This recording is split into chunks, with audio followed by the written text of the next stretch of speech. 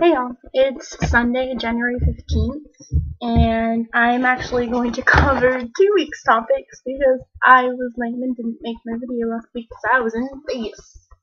Anyway, okay, so last week's was coming out and what I look for in a girl.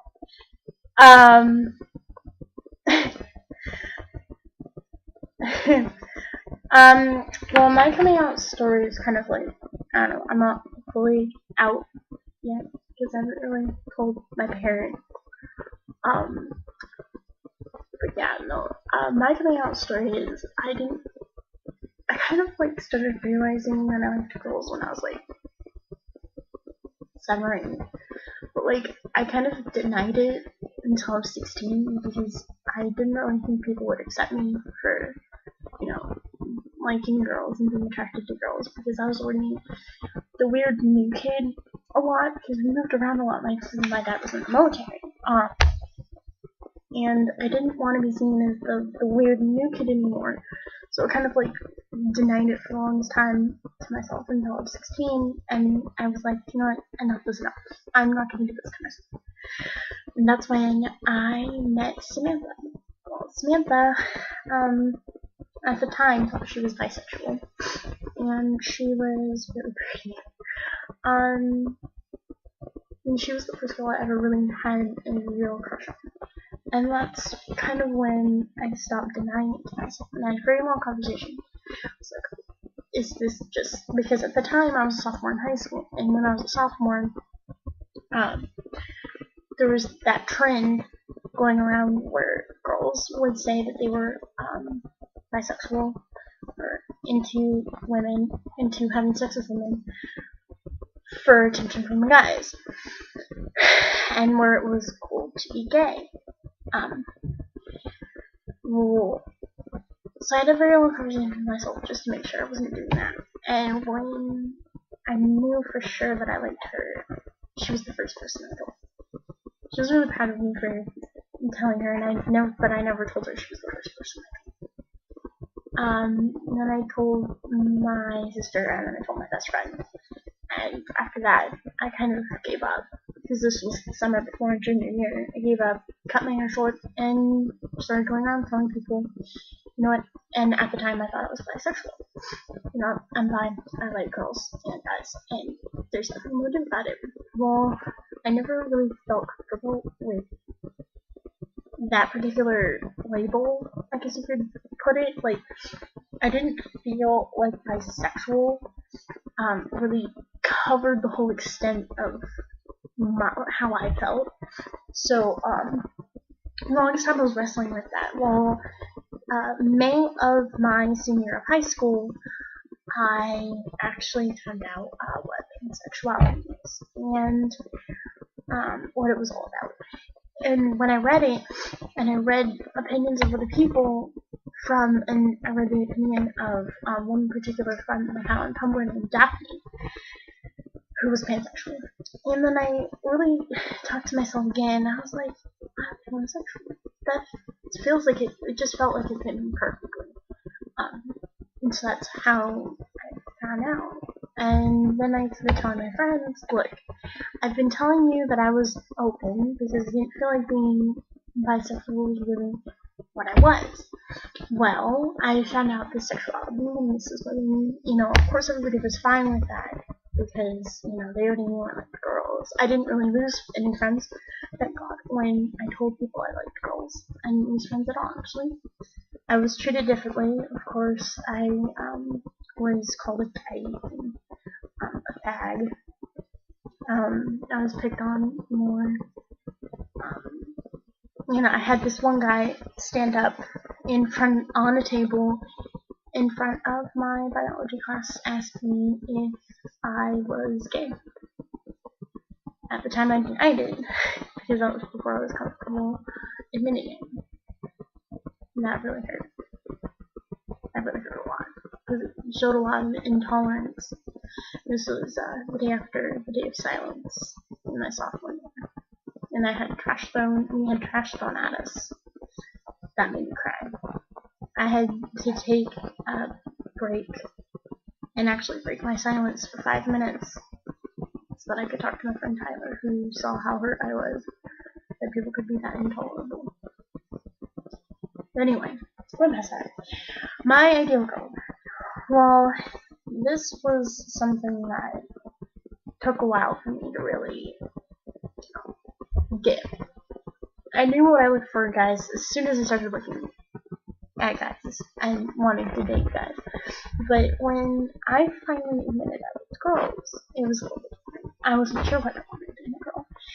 And dating now, have dated a few girls and been with a few girls.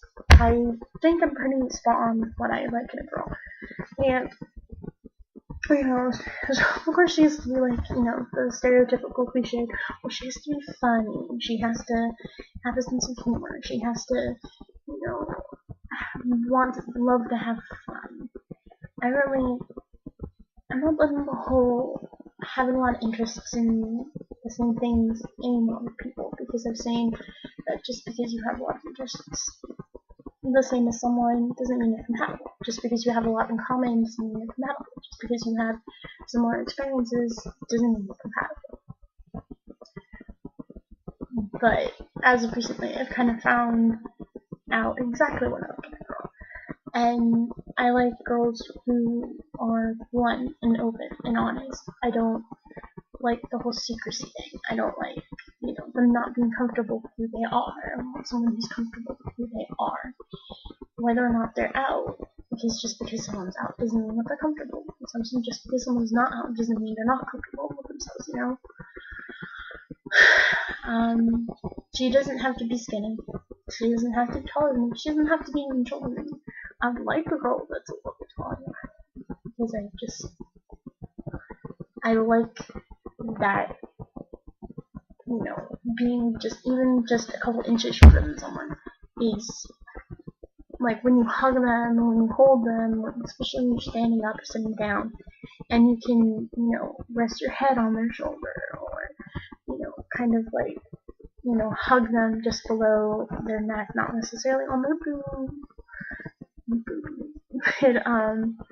you know, just rest your head right below their neck is really nice.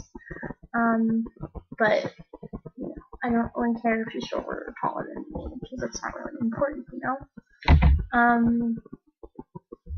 Yeah, that's pretty much it. You know, she has to be funny, has to have a sense of humor, has to like some of the same things, but not all of the same things. I'm like someone who's kind of into sports. It doesn't have to be into sports. Someone who's shorter or taller, doesn't matter, and someone who's open and honest. Now, for this week's topic, which was ideal perfect date and is on long distance. Well, my ideal perfect date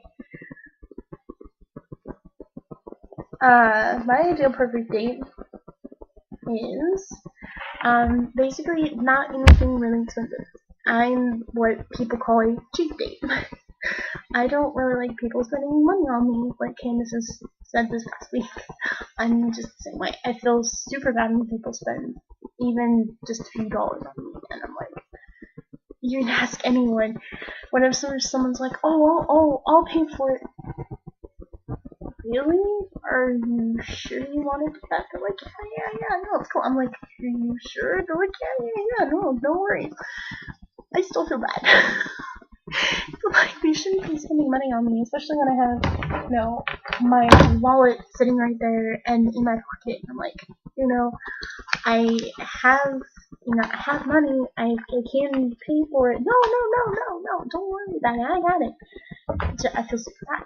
But anyway, my ideal perfect date would be going to like the beach or the boardwalk or like a park, sort of close to sunset, so that we can have like dinner and stuff and all that, you know, cliche cutesy stuff, and be able to watch the sunset together. And then when it's night, you know, cuddle together and, you know, talk and share stories, or, you know, listen to music, or like I'd really like to have a portable DVD player and play both of our favorite movies the whole night, especially if I'm at the beach. you know, because that's my favorite place to be, and watch like The Notebook or like Beauty and the Beast, which is my favorite movie, or even like a horror movie or something, so we can like snow through real close. That would be really perfect. Would be really, really perfect. Anyway, okay, so my view on long distance and internet dating. Well, I've done both. Meeting someone online isn't always what people make it out to be. If you can Skype with them, you can talk to them on the phone, and you can get text messages from them and talk to them all the time, send pictures back and forth. You know, some people make it seem like it's such a bad thing, but in all honesty, it really isn't. Because, you know, internet dating isn't always what people think it is. Just because you haven't met the person and just because you haven't met this person in person doesn't mean you can't love them. Because loving someone doesn't know any distance. It doesn't matter how many times you've seen them. Because whether you've seen them in person or not, if you see them over Skype, and you share pictures together, and you know that they're legit, and you know that your feelings are legit, and that you really, really love them, what else does it matter? Long distance. Depending on the distance, it can work out. None of my long distance relationships have ever worked out now. But the thing is I've seen, if you are only like a couple, like I've put it into a formula. If you're only between 100 and like 900 miles apart, depending on which way, you can make it work. Because getting airplane tickets, driving that far, is not too expensive. And there's always the possibility that maybe at some point one of you wants to move, and you can go move in with them, and it won't be too expensive to get yourself out there. If you're within 100 to like 8 or 900 miles apart, you can still see each other. You can still meet each other. You can still do whatever. They'll pretty much a lot of the time, the reason why these relationships don't work is because not everybody is willing to go see the person. Not everybody is willing to spend the money.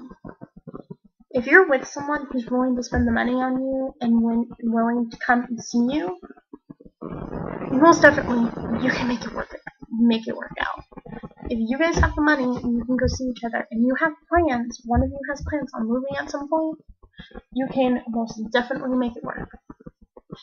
Now, if you have two people who like where they're living,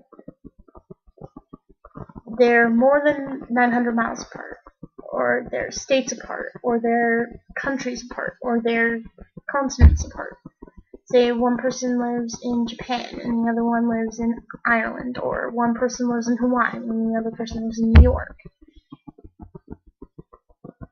And you're both content with where you're living, and you don't have the means to see each other, it's not going to work out. I'm sorry. And I keep telling people this, but it's not going to work out, because if you're content with where you're living, you're not going to want to move. And that's the problem, is eventually you're going to have to. One of you is going to have to. And that's where people fail. If you love each other, you should consider moving. Consider moving your life to incorporate them in your life and in your plans. The lucky thing with me is the things that I want to do with my life, I can pretty much do anywhere I want. I want to do hairdressing and then eventually become a cultural anthropologist. Being an anthropologist, I can be a teacher. I have to work through a college or a Fortune 500 company. I can work anywhere. Being a hairdresser, I can work anywhere. It doesn't matter. The two things I want to do with my life are pretty flexible, and I am lucky enough to where I can move anywhere I want. And the thing is that I'm used to moving, so I'm willing to move anywhere to be with someone who wants to be with me. And that's why, I, unlike a lot of people, can handle long distance relationships. It's just the people I meet usually usually can't handle it. You can't handle not being with them physically. Or like this last instance that happened between me online, parents find out, don't like it, and ruin the whole thing. That's my opinion. And yeah, that's pretty much all I got. So I will see you guys next Sunday, and stay beautiful.